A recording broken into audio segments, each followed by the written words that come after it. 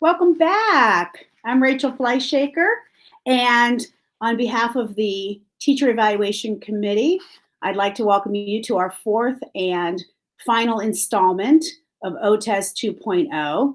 We have reviewed various parts of this revised framework, and you can find the modules on the OMEA website. This fourth one is going to look specifically at high quality student data.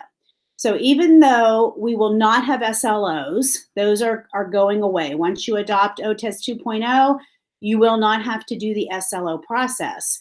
However, you will still have to be giving assessments and collecting data. When they say no SLOs, what that refers to is you won't have to do that process anymore. The process of filling out the form, of putting your target audience, of your target classroom, of putting your time frame, all of that paperwork you did, that will not happen. So in one sense, that's a little bit of pressure off. However, you will need to have two forms of quality data in OTES 2.0. And so you will need to be still collecting data, still reviewing that. It's just going to be put into the framework in a little different way. So today, we're hoping to get everybody on track, on board with us. Like I said, I'm Rachel Fleischhaker. My name and my email are on this slide, so feel free to reach out and contact me at any time. I'm going to let the members of your Teacher Evaluation Committee introduce themselves, and we'll jump right into the module. I'm Brett Dawson. I teach band in Vermillion. I'm Chris Redd. I teach 5 through 12 band and music theory in the Dover City Schools. I'm Michelle Rennick, and I teach band at Northwest Local Schools. And I'm Margot Trinner, and I teach pre-K through 2 at Oberlin City Schools. So by the end of this module, you're going to have a better idea of how high quality student data is used in our the new teacher evaluation system. You're going to understand the types of assessments that are allowed to be used, as well as what criteria is needed for developing the high quality student data, how to build it, and what that also looks like in the music classroom. We'll also be finding out how to utilize that high quality student data in our evaluations. You're probably familiar with the OTES 1.0 framework, where you saw the pie chart, and the pie chart had the 50-50 split between your SLO and your teacher evaluation. That is now gone. You'll see that it's more a holistic approach, meaning that it is all tied together. It's your teacher evaluation that goes alongside with the two forms of high quality student data that we're going to explain that you have to use along with your professional growth plan. So why exactly are we going to be collecting high quality student data? As the teacher, you have to use this data from your students to critically reflect upon and analyze the data, and using that information as part of an ongoing cycle of support for student learning. So you need to use it to inform your future teaching.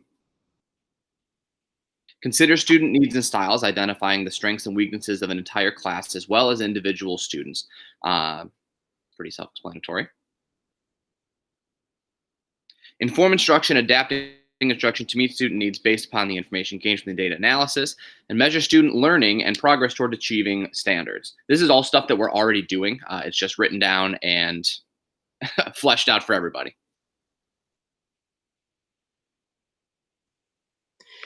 So now we're going to look at what types of high quality student data can be used. And the first one is value added. Pretty self-explanatory. Ohio State tests provide value added data that's considered high quality data. If value added is available for a teacher, then it must be used as one of the high quality student data sources for their evaluation. Music teachers don't have value added. So if we go to the second one, it's approved vendor assessments. And ODE has a list of approved vendor assessments on their website that regular ed teachers can use. And again, music teachers don't have approved vendor assessments. So we go to the third one, which is district determined instruments, and this is where we live. Anything being used that isn't value added or vendor approved falls here. These have to follow the definition of high-quality student data. Like we created our own SLOs, we'll be utilizing our own assessments as high-quality student data, and we're going to talk more about what that looks like in the coming slides. So if you remember in your SLO process, you had to create them, just like Margot said. And in order to create them, you had to put an assessment piece in there. So what we're going to look at is we're going to look at those assessment pieces.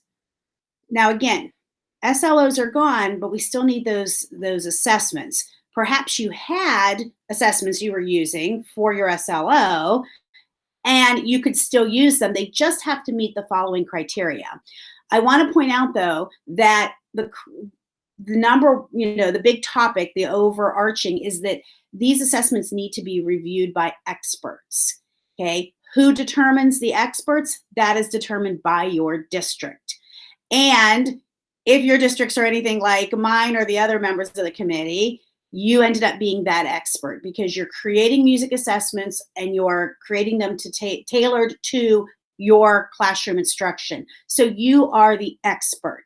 If you're not on an SLO committee, make sure you know, or I'm sorry, we don't have SLOs anymore. If you're not on a committee that is going to be in charge of reviewing your assessments, then make sure you know who is, so that you can be that point person, you can be that contact whenever it comes to building the assessments and putting them into use. So now we're going to go over the various criteria that the assessment piece, that test, that quiz, whatever your assessment is, needs to meet in order to be used as a part of your evaluation.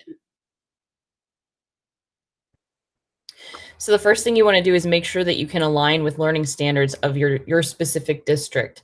Every school district has maybe their own expectations for what that's going to look like. So you want to make sure that you know what that is for you. And you want to make sure that it aligns with also the Ohio music education standards as well. The second thing you have to keep in mind is that the assessment piece needs to measure what it is intended to measure. And I heard a good example of this from an Ohio Department of Education expert.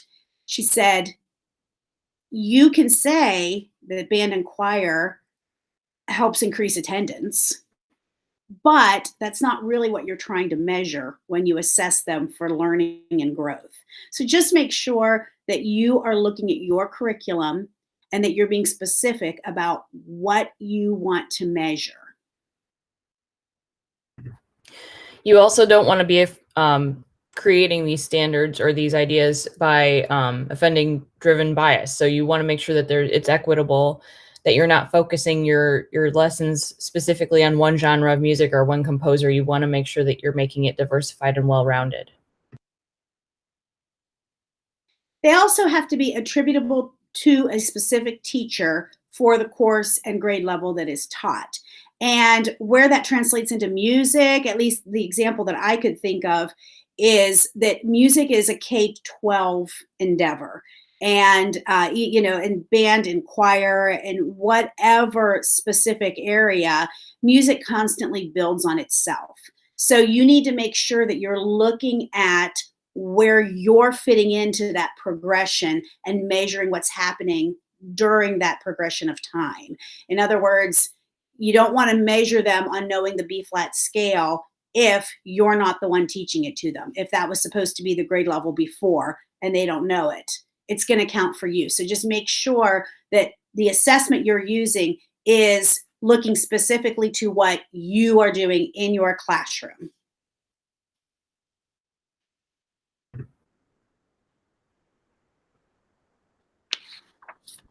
Michelle, did you want to talk about demonstrating evidence? Yeah, sorry.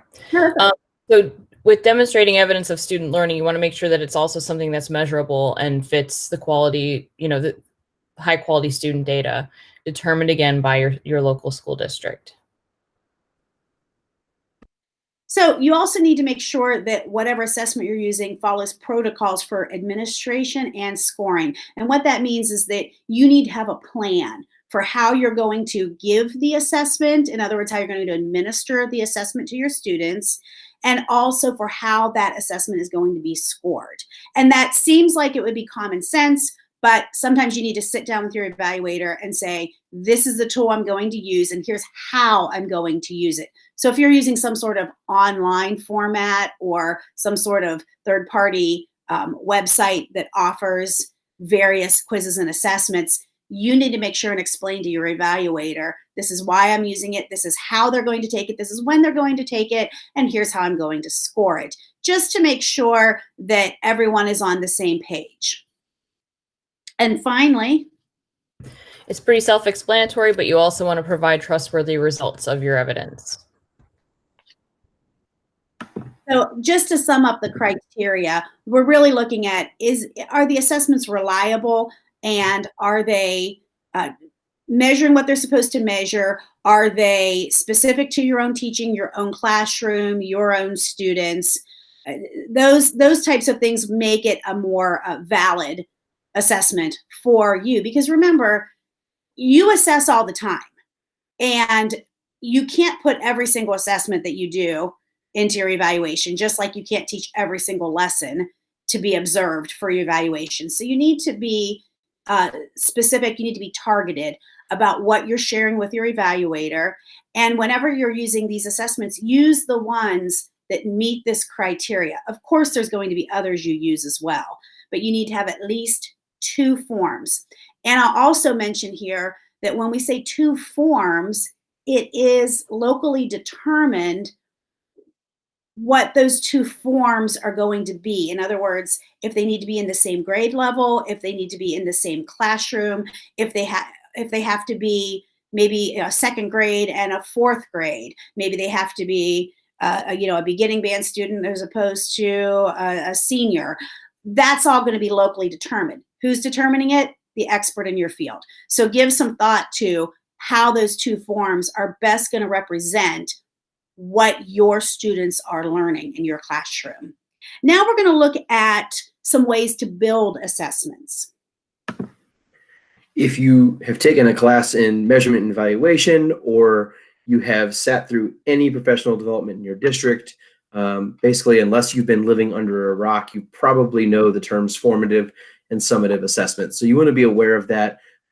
We as performance-based classrooms, whether that's general music, whether that's all the way up through middle school general music, or then performing ensembles, you're using formative assessment all the time. If you didn't use formative assessment in a performance-based classroom, then you would never get any better, because you're constantly listening to what's going on and responding to that. So that's if you get so far on day 1, then you're going to use what you learned in day 1 to go on to day 2. Typically, you're not writing down a formative assessment because that's happening in real time.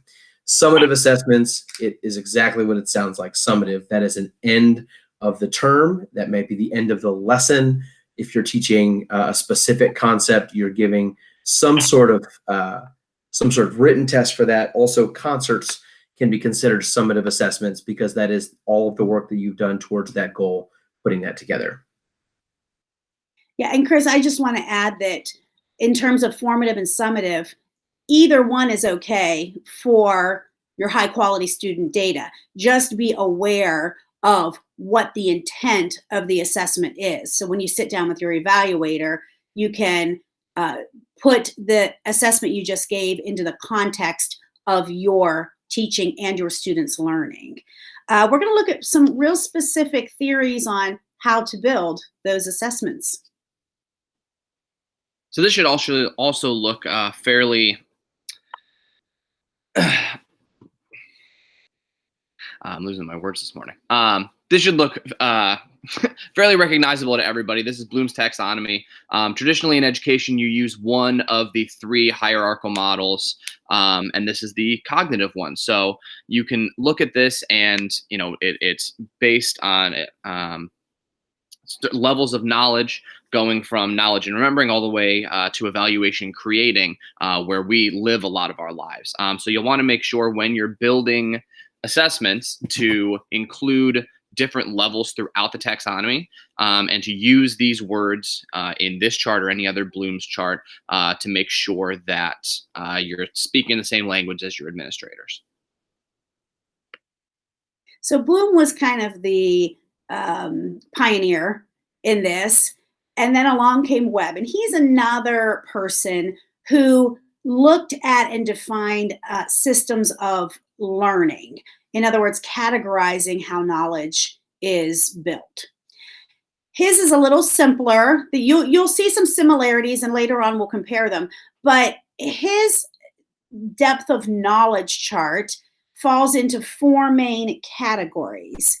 And just to go through them, that first one, that recall and reproduction, I'm going to give you a very simple example that hopefully as musicians we can all relate to. So I'm going to use the quarter note. Okay, we all know what a quarter note looks like. Do our students know what it looks like? Can they name a quarter note? Can they pick it out of a piece of music? Can they call it a quarter note? Or if you're working with the younger kids, can they use developmentally appropriate language to identify that note which only occupies 1 beat in the music? So just naming it would be the first, that recall and reproduction. Then the next one, the skill concept, is can they play it? Can they look at the note and then interpret it? Whenever and give them rhythmic patterns. Can they follow along? Can they play? So that's kind of that second level.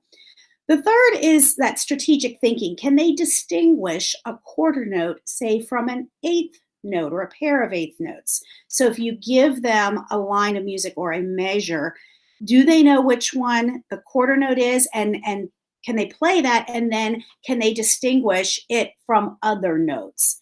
And then finally, it's that extended thinking. Can they take what they know and put it into new context and new situations? So let's go back to our quarter note.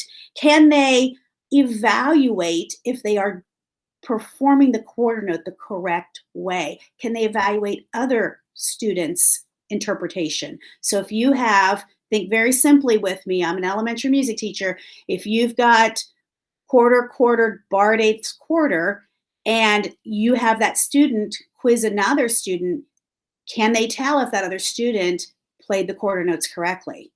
Also, another way to do the extended thinking would be that creating, the composing. Can they take quarter notes and put them into new ways of understanding? So these are the basic categories. I'm going to show you another slide here.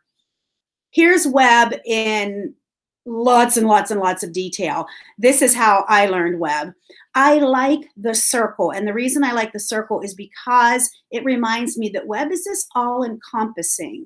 So you don't want to focus on just one level of knowledge when you're building assessments. You don't want to only have students recalling information, because that doesn't tell you if they can extend beyond that. You know, they can name a quarter note, but can they play it? And like I think of my recorder students, they know a quarter note, they know a half note, but when it comes right down to it, are they distinguishing between the two when they do their performance, when they play, when they do their playing quiz for me? Or are they just looking at that half note and playing it as 1 beat because they landed on the right note? So those are the types of knowledge. We need to make sure that they can not only name it, but they can do it. And they also need to be able to incorporate that.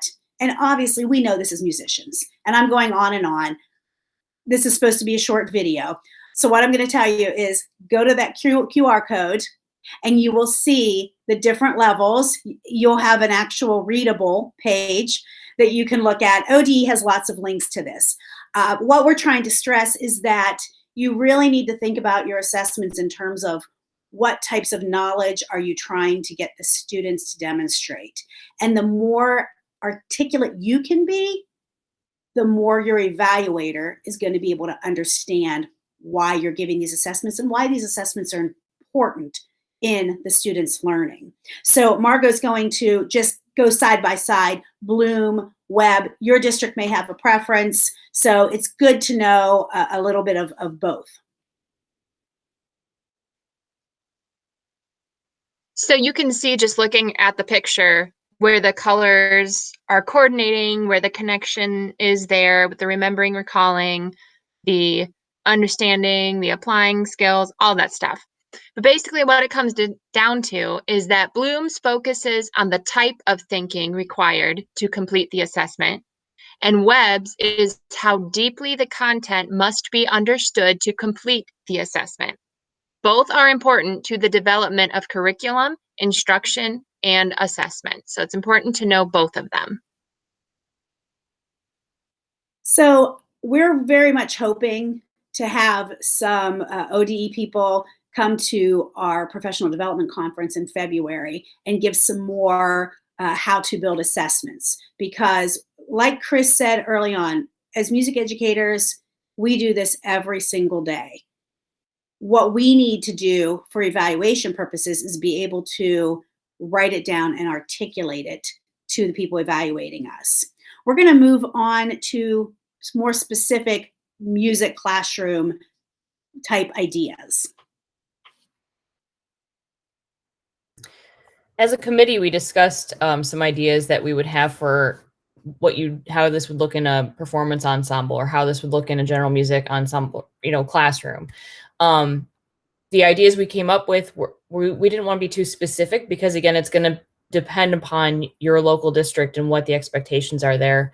But for performance ensembles, including band, choir, orchestra, we considered that playing, singing quizzes could be an option for this high quality student data, as well as some online applications, say perhaps Smart Music or Flipgrid, things that are coming up as we go through this process of virtual learning.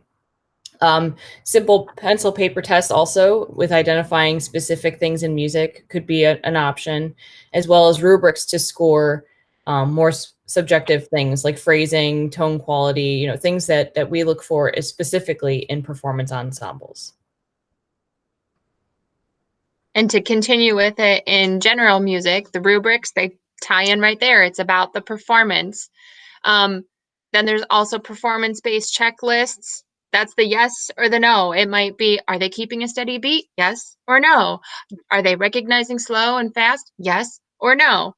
There's also the quizzes, the paper to pencil type, the online type that we've been able to explore in this virtual environment. And there might even be portfolios. Maybe you collect some of their work over time of their composing, or maybe you collect videos over time of their performance on something like a recorder. So if you have ideas, please share them with us. Our emails are at the beginning and they'll be at the end of the slide. So please share your ideas with us as well. When you're talking about utilizing your high quality student data in your evaluation, I love this. Take the lead. This is your evaluation. You have a lot of control over that and what data you need to provide.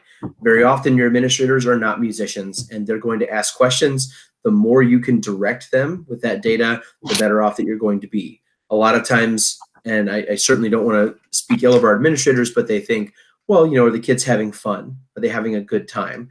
Are they smiling? Do they seem like they're happy? And those are all important things and they're all very valuable, but we also have a ton of data that is specific to our craft. You're the expert. You're the expert in your field. So take the time to share that information and educate your administrators that what you do is more than just happy clappy and more than just marching band or that awesome Electrify Your Strings program, so on and so forth. Number two, the ODE website is there. And I didn't put a QR code on this slide because I want to encourage you, if you type in two things, ODE and OTES, you're instantly going to get the link. If you go to Google and you type those in, you're going to get that. If you type in ODE, OTES, Webb's Depth of Knowledge, you're going to find exactly what you need. It's all there. It's an easy Google search. And ODE does a pretty decent job of putting all of it in one place, especially OTES 2.0. You can spend a lot of time reading all of that information. Last but not least, you want to design everything meeting the framework that they've built. That's why if you like your SLO, you can keep it so long as it adheres to these new standards. You might have to do some tweaking. The tweaking I'm looking forward to is not figuring out what 37.5%, and when I mix that in and I take 10% of this and I created that awesome spreadsheet in Google Sheets where I tracked every data down to the decimal. Yeah, you don't have to do that anymore. But your SLO itself might be really great. You might like the sitereadingfactory.com pre-test, post-test. you can keep that. That's the best part of that. I'm saying it's probably the best part because you probably didn't like doing that other side of that data collection. So keep the parts that you like, make sure that it lines up with the framework, the guidelines, and you're going to be in good shape. You also need to make sure that you are communicating with your evaluator often. As Chris said, this is your evaluation. You're in charge of where it goes and how well it goes. Use email. That's a good way to make sure there's a paper trail behind all of those communications. And make sure you write down notes during and after in-person conversations so that you have a log of what exactly was discussed. And then finally, please make sure to get involved and share the ODE criteria checklist and explain what that looks like in your classroom. As Chris said, most administrators aren't music teachers. So you may have to teach or reteach, depending on your evaluator administrator, how different this new situation looks in your music classroom. That brings us to the end of our final module. As most of you know by now, or at least I hope that you know, OTES 2.0 is coming. And some of your districts are going to adopt it this year. Originally, the plan was that all districts were supposed to adopt this year. However, due to current circumstances and shutdowns and some uncertainty about what the fall will look like, ODE has extended to school districts the option of waiting another year to adopt. So whether you start this year or whether you start in the 21-22 school year, OTES is going to be our new standard for how teachers are evaluated.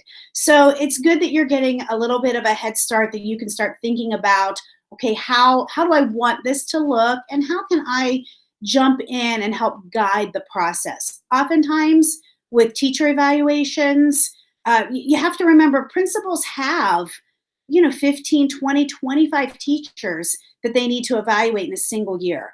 And so if you step up and you're ready and you're prepared to give them information, that's going to be, number one, perceived as being a professional, but also it's going to be perceived as being a go-getter, being organized, being able to not only manage your own classroom, but really have clear goals and ideas of your vision of music education and where you want to take your students. So it's good to have this information on hand. Consider sharing your thoughts, because a lot of what we talk about whenever we talked about these OTES 2.0 modules, and if you've watched all the modules, you may have been nodding along saying, yeah, I already do that, or yeah, no kidding.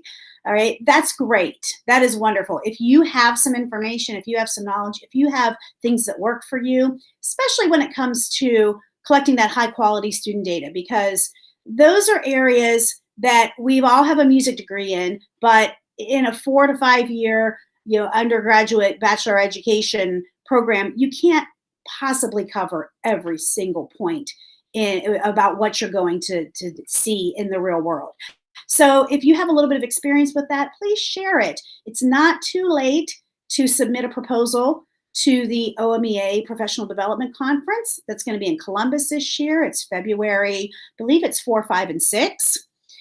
Think about that, because OMEA is a very strong organization, and we're strong because of our members. We have members who step up, we have members who are passionate, and we have members who are willing to mentor and share others.